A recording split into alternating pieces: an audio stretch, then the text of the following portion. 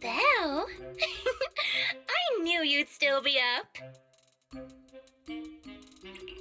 Huh? Didn't you specifically tell me to stay up tonight because you wanted to talk? I knew I could count on you, Proxy. Anyway, the reason I'm bugging you at this hour is I was hoping you could help me with something. Lately, my ethereal research has been like a Tarrasque mixer trying to get through the old metro tunnel in Cretan Hollow. Completely stuck. Whoa, that's rough. How are things going before you hit the bottleneck? It was going pretty well, I guess. I had this plan to turn our lawn into pedal sofas for hollow camping, and I tried to figure out how the traffic lights on Fawn worked. Oh, do you happen to know, if you tie both ends of a Spectre's cloak into a knot, how does it keep floating? Wait, Lucia, where are all these research ideas even coming from? What do you mean, where? From the Hollows, of course. Just walk on in, run into a couple of ethereals, and boom! Research inspiration! But I'll admit, these ordinary inspirations are just not enough. The inspirations are not enough? Or should I be asking, what about the other ideas you had before? Proxy, could it be you haven't read any of my posts on Spook Shack? I guess the titles of my posts haven't been catchy enough. If I can't come up with something as attention-grabbing as the fiery serpent, then no matter how many times I write about blast crawlers, people are just gonna get bored and lose their interest in the forum. And when that happens, where can I find leads on the night horror? What's a night horror? Some rare ethereal you're interested in? Well, it's kind of a long story. For now, think of it as an ethereal. An ethereal that can enter people's dreams and talk to them. Wait, Proxy, do you think ethereals can communicate with humans? Anything's possible in the Hollows. If ethereals could talk, I'd ask the Fawns why they always flash their red lights every time I walk by. I know what you mean, Proxy. Normally, I'd say this is just baseless speculation and leave it at that. But right now, I've got the perfect research subject in mind. Let's head out now! Before diving into the Hollow, we have to make a stop at Fluffy. Why are we going to Fluffy of all places? Oh, I'm going to buy a toy. What? A toy? Did you get a pet? Not yet, actually. But I know Chestnut's gonna be the goodest pup. Oh, I get it. You're trying to win over a puppy with treats and toys. Yes! Wait, if you're getting the toy now, then are you planning to take it into the Hollow?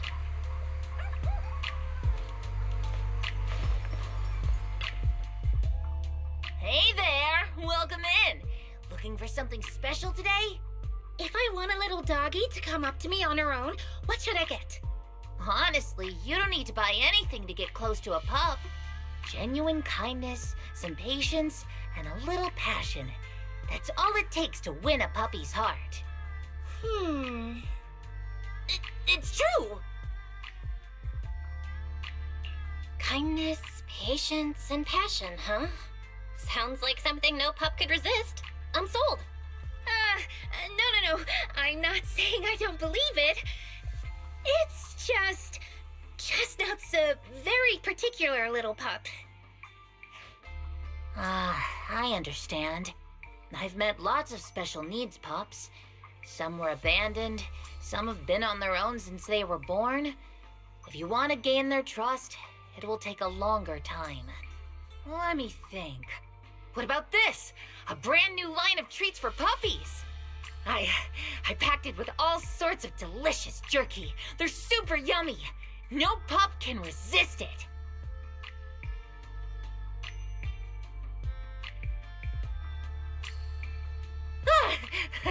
Sorry, the smell got me. That's okay. But, I don't think Chestnut would like this. Chestnut is, a bit of a picky eater. I see. Then maybe you want to give this one a go. Our most popular toy. It's a battery-powered bird that flaps like the real thing. Our kitties and puppies go nuts for it. This looks great! But is it sturdy enough? I'm afraid not. It's actually designed more for cats, and it's built to be lightweight, so I wouldn't call it sturdy. It should work for smaller dogs, though. Chestnut's a big girl, with a big girl attitude. Oh, that might not work then. Let me think. Oh, if you don't mind something a little old school, we do have another toy for bigger pups. It's actually more of a pillow. It doesn't have any bells or whistles, but it's really sturdy and great for gnawing. It's also infused with a calming scent to help soothe anxious pups. People can't really smell it, but dogs usually like it a lot. Oh, this is adorable! Though, I'm not sure if Chestnut would care much about the scent with her sense of smell. So Chestnut is a big, picky, grumpy puppy with a weak sense of smell? That sounds kinda weird.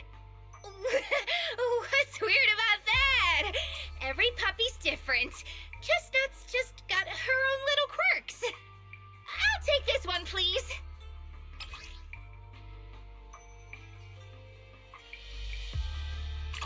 You got it. Hope it helps you bond with that special little pup of yours. Oh, it definitely will.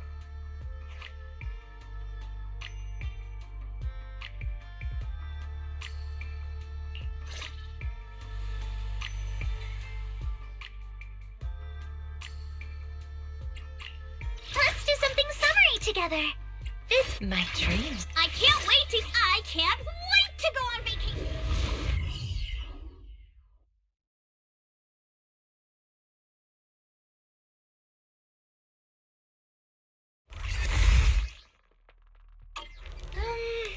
Let me think. All right, let's head that way. Help! Help! Huh? Isn't that strange? This place was nice and quiet last time I was here. By nice and quiet, you mean there weren't this many ethereals back then? Not exactly. But the ethereals here were always pretty chill. They hardly ever gather like... Thank goodness you guys are here. I was this close to being killed. That sneaky little hottie totally set me up. Huh? Which hottie are you talking about? Among the pack of ethereals that surrounded you, I didn't see any.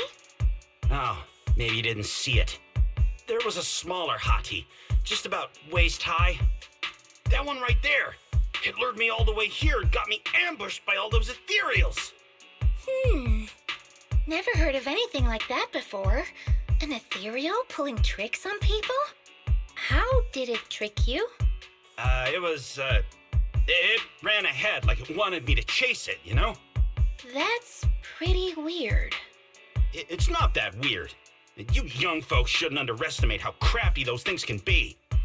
No, I mean, you are pretty weird, mister. In the Hollow, most people run away from ethereals. That little hot tea from earlier, if you want to dodge it, it'd be easier than a Thanatos dodging a blast crawler.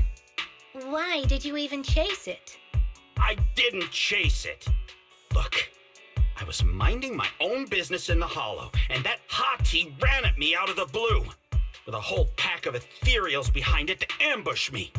Now that's interesting. I've only heard of symbiotic ethereals in Hollow Zero being able to command other ethereals. Maybe that little hot tea has what it takes to be the next Nineveh. I don't get what you're on about.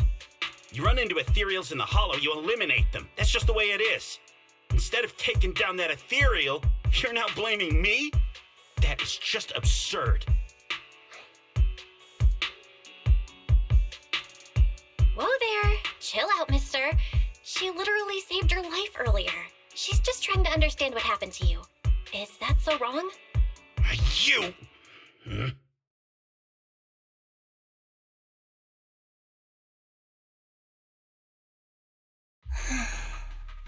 Roxy, do you think I'm absurd too? Of course not. I'm sure you have your reasons. Ethereals might be dangerous, but strangers aren't always any better. That's the real rule of surviving in the hollow. Ah, I knew it! Now we're totally in sync! Like how Arimon and Spectre always find each other in the dark! Plus, that investigator earlier was quite the weird one. I mean, that's the first time I've ever heard anyone accuse Chestnut of hurting someone. Wait, Chestnut?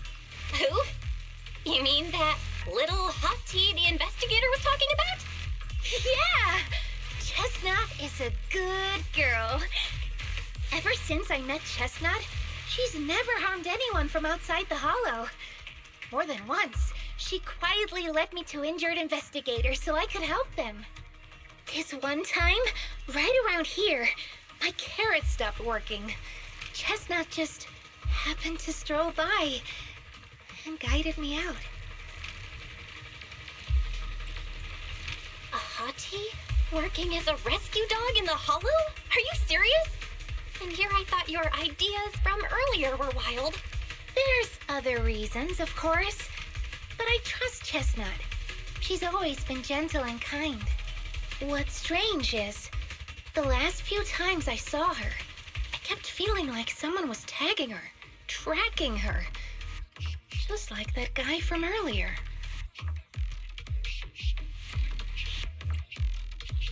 A kind and gentle ethereal? I need a second to process it. Those other reasons must be really important. It's a long story. Let's talk about it when we get back. Ugh. And thanks to that weirdo earlier, I didn't even get the chance to give Chestnut the toy I picked out. Let's look around a bit more. Maybe she's still nearby. I think Chestnut went that way.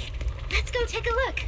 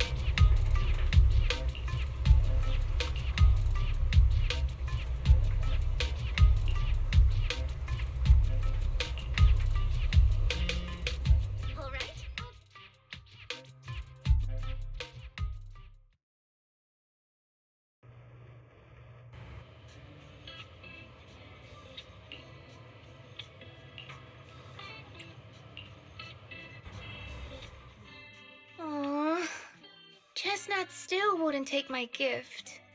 Do you think that investigator spooked her?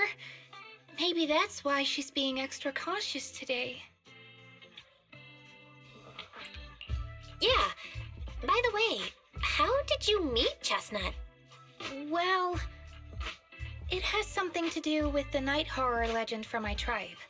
Long story short, Chestnut is a gift the night horror sent me in a dream.